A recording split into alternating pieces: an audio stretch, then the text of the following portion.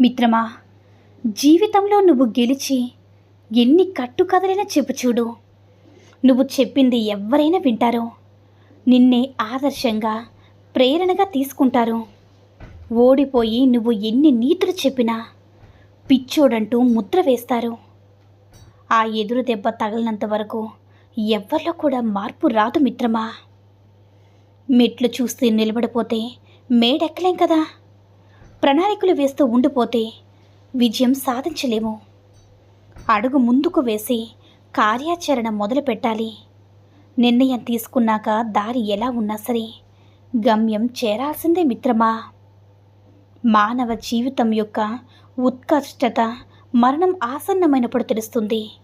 జీవితం ఎంత వృధాగా గడిపామో, ఏది పొందలేకపోయామో, జీవించి ఉండగా అమృతత్వాన్ని పొందలేకపోయామని అప్పుడు తెలుస్తుంది మిత్రమా. నాకు తెలిసిందే వేదం అనుకుంటే అది మూర్ఖత్వం అవుతుంది కదా. నేను నమ్మిందే ప్రతి ఒక్కరూ నమ్మాలనుకుంటే అది నీ మూఢత్వం. ఎదుటివారికి ఏమీ తెలియదనుకుంటే అది నీ అమాయకత్వం.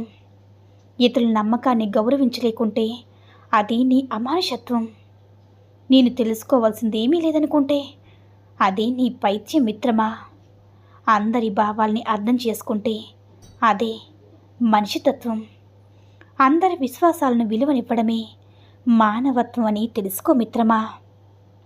కొన్ని సందర్భాలు మనిషిని ఎలా కృంగతీస్తాయంటే ఎదుటివారిని ప్రశ్నించలేము, మన మనస్సాక్షి కూడా సమాధానం చెప్పుకోలేము.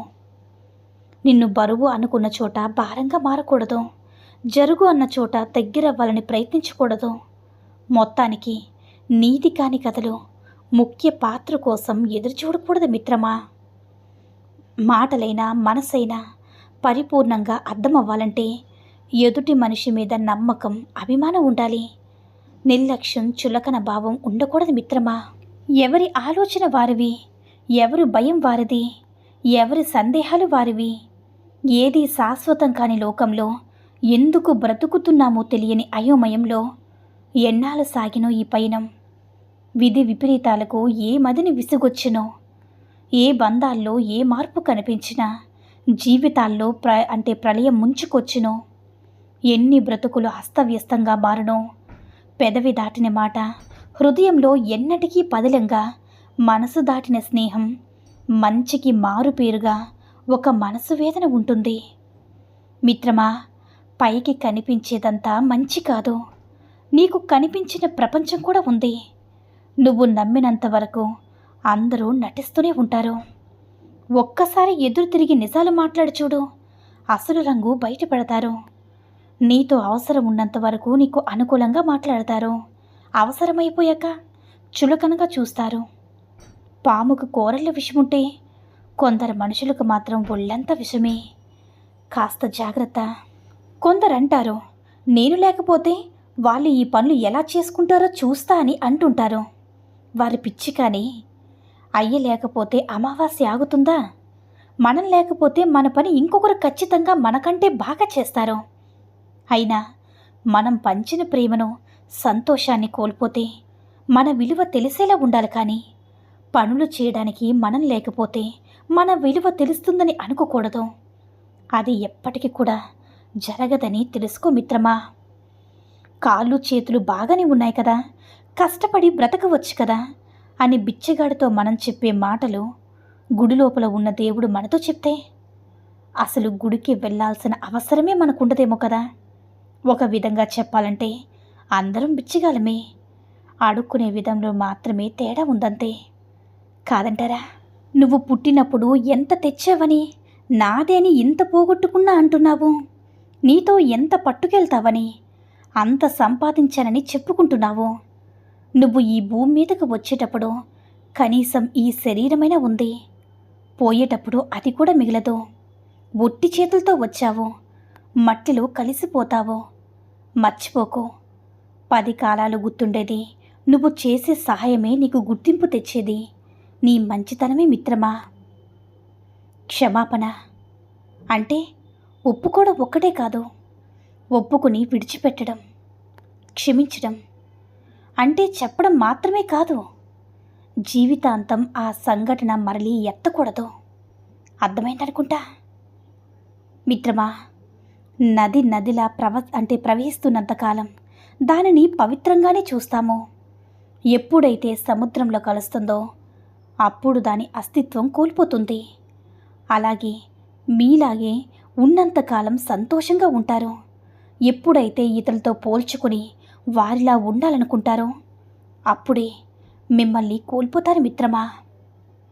మిత్రమా, తీపి ఉండాలే కానీ చీమలకేం కొదవా, కాసలుండాలి కానీ చుట్టాలకేం కొదవా.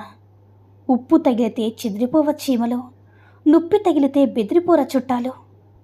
ఏడుస్తుంటే నవ్వించేవాళ్ళు ఎందరో, నవ్వేవాడిని చూసి ఏడ్చేవాళ్ళు కదా అందరూ. నిన్న మంచికి అందరూ కూడా తలో కారణం. నేడు బిసిగిపోతే అదంతా దురదృష్టం. పచ్చికాయ మీద కళ్ళు పండకు దోసిల్లు, పక్కవాడి మీదే కళ్ళు ఇవ్వాల్సి వస్తే చెల్లు. పడవేయడానికి తవ్వడం, పడ్డాక నవ్వడం కొత్తేముంది.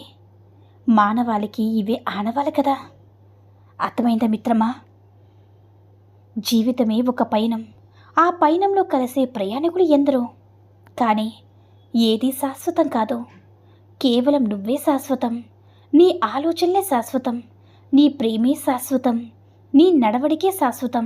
అర్థం చేసుకో మిత్రమా. బలంగా ఉన్నప్పుడు బలమైన ప్రత్యర్థి ఉంటే బాగుండు అనిపిస్తుంది. బలహీనంగా ఉన్నప్పుడు అసలు యుద్ధమే వద్దనిపిస్తుంది. బలమంటే నీ ముందు 100 మంది ఉండడం, బలహీనత అంటే నీ వెనక ఎవరూ లేకపోవడం కాదు మిత్రమా. నీకు నువ్వున్నావా లేదా, యుద్ధానికి నువ్వు సంసిద్ధంగా ఉన్నావా లేదా అని. దురదృష్టవశాత్తు ఈ ప్రపంచం ఎప్పుడూ యుద్ధం అనగానే నీ ముందు నీ వెనక ఏముందన్న మాత్రమే చూస్తుంది, నీలో ఎంతుందని తప్ప. కాదంటారా? మనిషి జీవితం చాలా విచిత్రమైనది మిత్రమా. యవ్వనంలో సమయం, శక్తి ఉంటాయి కానీ డబ్బు ఉండదు. మధ్య వయసులో డబ్బు, శక్తి ఉంటాయి కానీ సమయం ఉండదు. వృద్ధాప్యంలో సమయం, డబ్బు ఉంటాయి కానీ శక్తి మాత్రం ఉండదు. తెలుసుకునే ప్రయత్నం చేసేలోపు జీవితమే ముగిసిపోతుంది. మనం పుట్టినప్పుడు మనల్ని ఎవరు వచ్చి చూశారో మనకి తెలియదు కదా. మనం మరణించాక మనల్ని ఎవరు చూడడానికి వస్తారో కూడా మనకి తెలియదు. కాబట్టి మనం బ్రతికి ఉన్నప్పుడు మనతో ఉన్న వాళ్ళని మనసారా ప్రేమించండి. ఆప్యాయత, అనురాగాలను పంచండి. మనం మరణించి కూడా జీవించేలా మనస్తత్వాన్ని చాటండి మిత్రమా. ఈ 3 తప్పులు చేసే ఆడదానికి మగాడు మరో అవకాశం ఇవ్వకూడదు. నెంబర్ 1, నిన్ను వాడుకునే ఆడదానితో జాగ్రత్త. ఆమె నమ్మి మరో అవకాశం ఎప్పుడూ ఇవ్వద్దు. లేదంటే ఆమె స్వార్థానికి నిన్ను బలి చేస్తుంది. నెంబర్ 2, ప్రతి సమస్యకి నువ్వే కారణమని నిందించే ఆడదాన్ని కూడా దూరంగా ఉండు. నిన్ను నిందించే అవకాశం మరోసారి ఆమెకి ఇవ్వద్దు. లేదంటే ఆమె చేసిన తప్పులకు నిన్ను బలి చేస్తుంది. నెంబర్ 3, నీ నమ్మకాన్ని ఒమ్ము చేసి నీకు నమ్మక ద్రోహం చేసిన ఆడదానికి మారుతుందని మరో అవకాశం ఇవ్వకూడదు. లేదంటే ఈసారి నీకు జీవితమే లేకుండా చేస్తుంది మిత్రమా. జర జాగ్రత్త. ఈ సూక్తుల్లో ఏ సూక్తి నచ్చిందో కామెంట్ చేయండి.